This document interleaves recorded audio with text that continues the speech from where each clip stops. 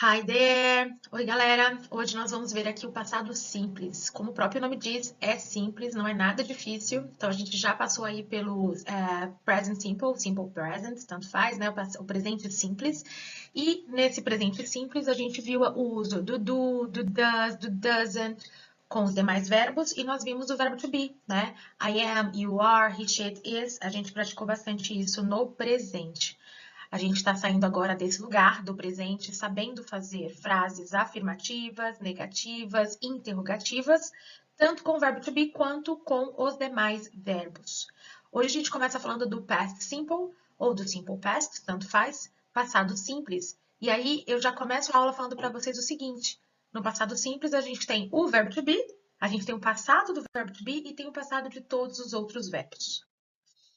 Vamos começar falando dos outros verbos que não o verbo to be, certo? Então, dentro do passado, a gente vai ter dois tipos de verbos. Nós teremos aí os verbos regulares e os verbos irregulares. Então, verbos regulares, regulares e irregulares. Como o próprio nome diz, verbo regular é aquele verbo cuja sua escrita não altera tanto. Então, observa aqui o exemplo. A gente tem o verbo to love no presente, é amar. No passado, eu amei, I loved. Tem um edzinho aqui, né? Então, na verdade, o verbo termina com e aí tem um dezinho que foi acrescido no final do verbo. Então, fica loved. A mesma coisa, work. Então, para falar no passado, eu trabalhei, I worked. Observa que tem uma inclusão aqui do ed, um acréscimo de ed no verbo to work. Isso significa o quê? Que esses dois verbos são verbos regulares, a sua escrita não altera tanto no passado. Em geral, galera, vai ter a inclusão mesmo de um D ou um ED ou até mesmo um IED, a depender do verbo, né? Se ele termina com Y, enfim. Essas regrinhas eu não vou apresentar aqui hoje, porque eu acho que esses pormenores podem travar vocês de alguma forma. Então, essas regras estão disponíveis na internet. É só colocar alguma coisa do tipo verbos no passado que terminam com Y e já vai trazer a estrutura. Eu não acho muito legal, mas enfim, se vocês sentirem a necessidade, isso tem, nossa, esse conhecimento está disponível para vocês, tá bom? Na minha parte, eu acho que vocês podem ir vendo esses verbos aos poucos e se acostumando aos poucos. Eu acho que dessa forma é mais prazeroso do que decorar regras ou alguma coisa do tipo. Tá? Então, nós temos os verbos regulares, que são esses verbos que têm uma pequena alteração no passado. Então, love fica loved, work fica worked. E aí, no caso, worked, né? A gente não pronuncia tanto worked, a gente não pronuncia, a gente junta um pouquinho mais, né? I worked, a gente junta essa pronúncia. Mas, no começo, se você precisar colocar essa ênfase, não tem problema, aos pouquinhos a gente vai aprimorando essa pronúncia, tá? Os verbos irregulares, a gente tem o que nos verbos irregulares? São verbos onde a escrita, sim, aí sim pode mudar. Eu vou dar um exemplo para vocês, eu vou apresentar aqui no outro slide uma tabela com alguns verbos irregulares, onde vocês vão ver que a escrita muda. Então, por isso o nome, né? É irregular. Tem algumas escolas e professores que pedem para os alunos decorarem esses verbos. Eu também não gosto. Eu acho que é legal o próprio aluno procurar, quando ele começar a fazer frases do dia a dia, tá? Eu vou dar um exemplo. O verbo to go é o verbo ir. É um dos verbos mais utilizados, tanto em português quanto em inglês. Então, se eu falo eu vou ao mercado, I go to the supermarket. Como é que eu falo eu fui? Aí o aluno vai atrás de ver o passado do verbo to go, que é went. Escreve totalmente diferente. Então, é go no presente, went no passado é diferente, né? Então, eu acho que é mais interessante para vocês assimilarem conteúdo quando vocês colocam no contexto real, do que simplesmente pegar uma table, pegar uma tabela e decorar, né? Mas observem aí como que é para vocês. Se vocês quiserem decorar, fica livre, né? Eu tô dando aqui a minha opinião.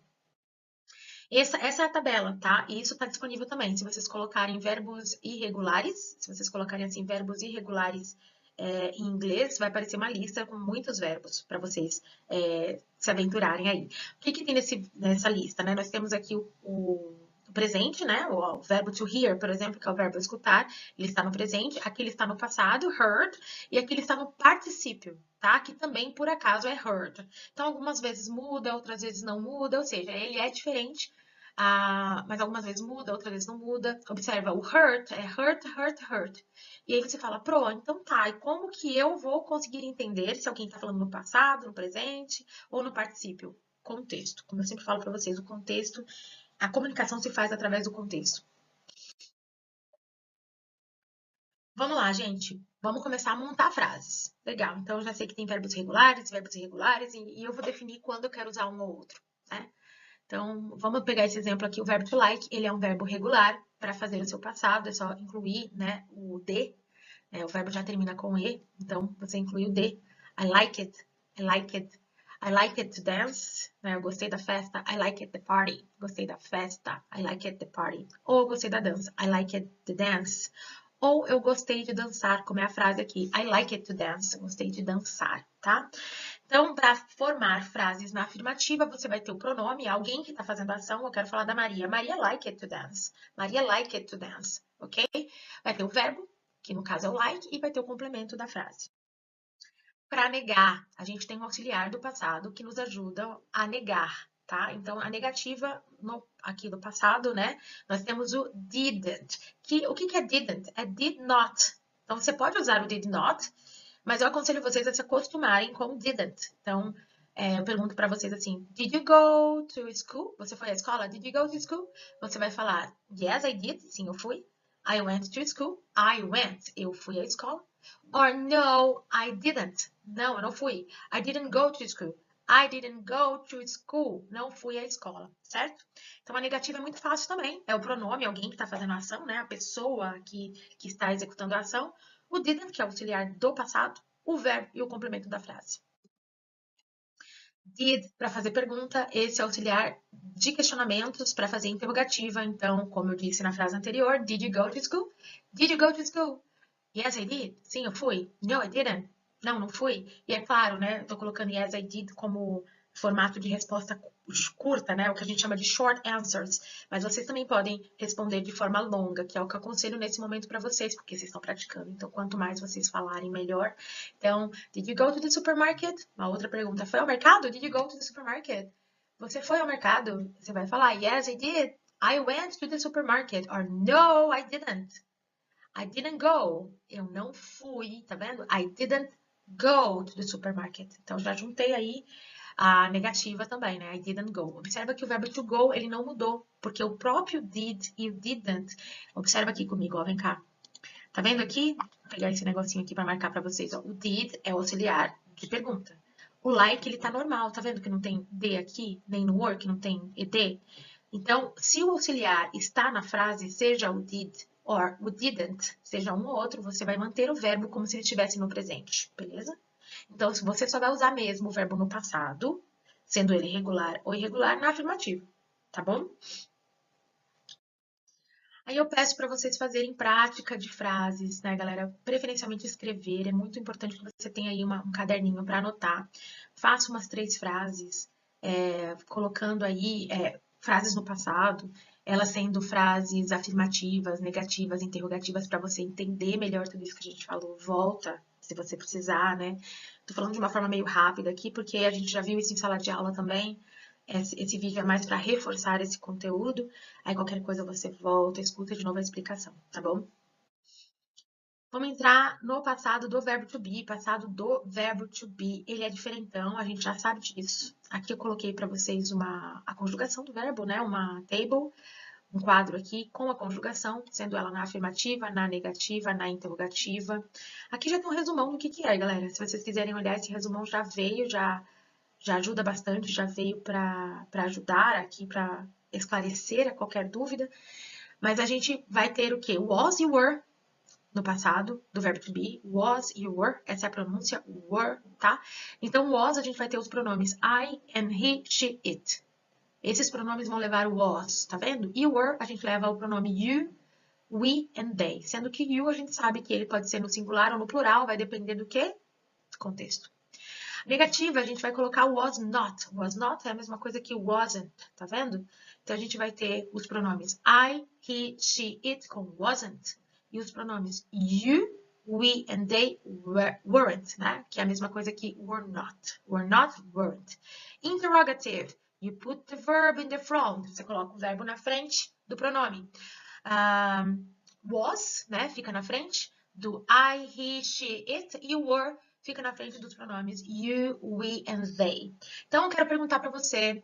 Você estava em casa ontem? Were you at home yesterday? Were you at home yesterday? Again, were you at home yesterday? Estava em casa ontem? E você pode falar, yes, I was. Sim, eu estava. Tá vendo aqui? Você tá afirmando, yes, I was. Ou então, você não estava? No, I wasn't. I wasn't at home yesterday. Ok? Vamos ver um a um. Aqui é simplesmente, né, lá estava o resumo, aqui a gente está vendo passo a passo como é afirmativa. Então, as frases, I was at home, we were together, she was tired. E a gente sabe que a gente usa o verbo to be quando eu quero falar ser ou estar no passado, era ou estava. O pronome mais o verbo mais o complemento, você tem a afirmativa. Para negar, você tem o pronome mais o verbo na negativa, né, o verbo com not, que fica were not, ou então was not.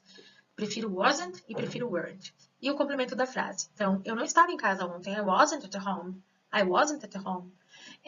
Nós não estávamos juntos. We weren't together. We weren't together. Ela não estava cansada. She wasn't tired. She wasn't tired. Ok?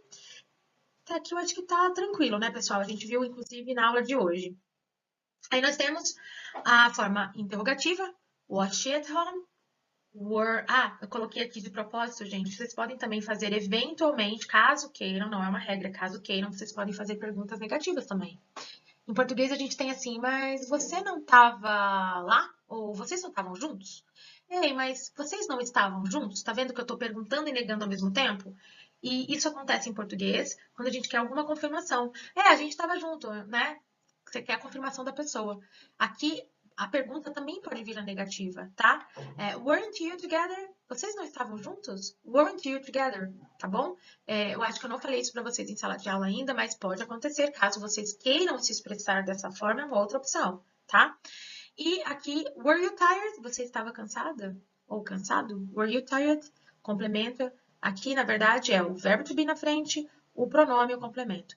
Pro, eu posso ter alguma outra coisa aqui antes do verbo to be? Posso. Eu quero saber quando vocês estavam juntos, né? When, né, que é quando, were you together? When were you together? Quando vocês estavam juntos? When were you together? Ok? Por exemplo. Ou então, what time were you at home? Que horas você estava em casa? What time were you at home? Ok? Mas aí você vai formando uma série de frases para você poder entender. O bom mesmo, galera, é misturar tudo. O ideal seria vocês misturarem agora, fazerem no caderno de vocês um parágrafo ou dois, falando de uma rotina diária de vocês. E vocês vão misturar verbos, tá? Porque a gente mistura. Quando a gente está falando em português, a gente está falando coisas com verbo to be, a gente está falando de coisas com outros verbos, né? No caso, a gente está falando coisas em português com o verbo ser ou estar e outros verbos. Então, em português, uma rotina. Eu acordei ontem, eu tomei meu café da manhã, primeiro, né? Escovei meus dentes, tomei meu café da manhã. Depois eu conversei com uma amiga, me arrumei para ir para o trabalho. Eu estava muito cansada, pois não tinha dormido bem, tá vendo? Eu estava muito cansada. Então já misturei, eu estava muito cansada com outros verbos, né? Que foi escovei os dentes, eu me levantei. Eu gostaria muito que vocês fizessem também um parágrafo ou dois falando da rotina de vocês e que fizesse essa mistureba de verbos dentro desse texto, para vocês poderem compreender o uso tanto do verbo to be no passado quanto dos outros verbos e as suas formas negativa, interrogativa e afirmativo, ok? Espero que tenha sido útil para vocês esse vídeo. E se precisar de qualquer coisa, já sabe, né? Just talk to me. Bye bye, guys!